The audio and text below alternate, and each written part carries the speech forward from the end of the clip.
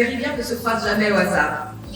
Lorsque Vital Vision a approché Micro pour cette belle aventure, nous n'avons pas hésité une seconde, tant il est évident pour nous, à Micro, que la véritable innovation ne naît pas dans le vide, elle se nourrit du passé. Ensemble, faisons de ce sommet Vision 2025 un moment inoubliable. Cet événement est une initiative de Micro, des deux organismes dont les directrices viennent de parler tout à l'heure, Micro et de Vital Vision. Je voulais remercier ici la Cité, le collège La Cité, Entité 3, le collège Boréal, Aquaba Community, People of Marveland et Perlement Canada, FN Stratégie, le Centre de la Famille, Eco Ambassadeur, Altimex, Malisa Capital, Delta Hotel, la Fondation Trillion de l'Ontario, Siva Éducation, Crème de Conseil, Connecté au Succès, Dabou la Case, Carrefour Interculturel, l'Express, le journal L'Express. Lucica. Alors, mesdames et messieurs, j'aimerais vous demander d'imaginer un pont. Un pont qui relie hier à demain. La tradition à la modernité. Le savoir de nos ancêtres aux technologies de demain. Ce pont, c'est ce que nous sommes en train de bâtir aujourd'hui ensemble, en innovant pour transmettre. Alors l'innovation, lorsqu'elle est mise au service de la transmission, elle devient un outil qui est puissant pour renforcer nos liens intergénérationnels, rendre notre culture accessible aux nouvelles générations et positionner notre savoir-faire dans l'économie mondiale. Alors moi, ce que j'essaie de faire à travers Altimex Consulting, donc qui m'accompagne, c'est d'aller vers ma communauté et d'aller donner, d'aller partager ces connaissances-là que j'ai, ces choses qui paraissent évidentes pour moi, mais que les autres ont besoin d'apprendre d'une certaine manière. On parle d'innover pour transmettre. Je pense qu'on vient d'un peuple qui est le plus novateur qui soit. Et je pense qu'on ne le dit pas assez. Et je pense que nos enfants ne l'entendent pas assez. On a toujours l'impression, bon, nous, chez nous, en Côte d'Ivoire, on avait l'habitude de dire « les Blancs sont forts, hein !» Donc, on avait cette habitude-là. Mais la réalité, moi, quand je suis venu en Occident, j'ai travaillé en France dans des multinationales. Aujourd'hui, j'ai ma compagnie, mais je suis aussi ingénieur dans une grande multinationale pour laquelle je ne vais pas faire la publicité ici. Et je vois que les Noirs sont là, ils innovent, ils créent, ils sont à l'origine de beaucoup de succès et de beaucoup d'innovations, mais on n'en parle pas. Parce qu'on n'aime pas transmettre, on aime garder pour soi, et on a perdu comme ça beaucoup de nos capacités, beaucoup de nos choses que nos aïeux n'ont pas eu le temps, la volonté de nous transmettre. Comme chez nous, je pense que chez tout le monde, on dit « Ah, on fait ça comme ça ». Quand tu dis « Mais pourquoi ? Il faut prendre ça comme ça ».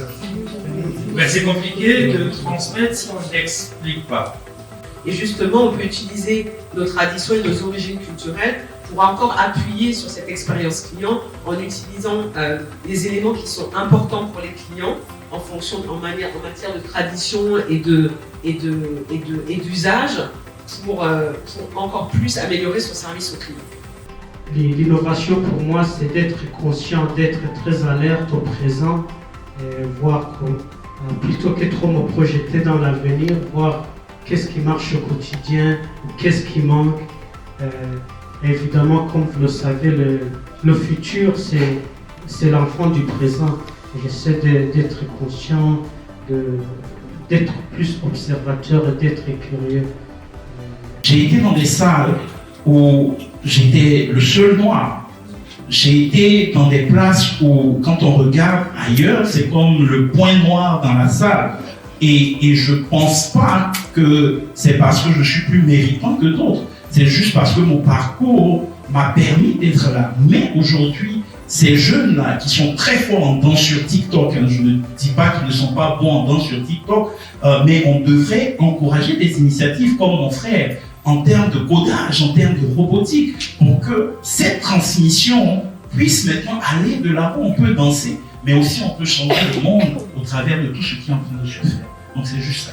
Donc que nous-mêmes formions nos membres, ce serait un peu genre on veut faire des choses entre nous. C'est une manière de mettre l'autre à l'aise.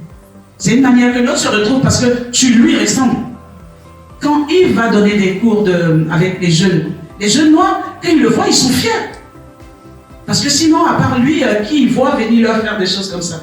Et ils peuvent s'identifier. La représentativité, là, elle compte beaucoup. Et c'est aussi notre rôle, nous, de pouvoir mettre cela en avant, de pouvoir nous faire connaître par ces entreprises-là qui embauchent des formateurs ou qui embauchent des gens pour faire apprendre à d'autres, pour qu'ils nous appellent.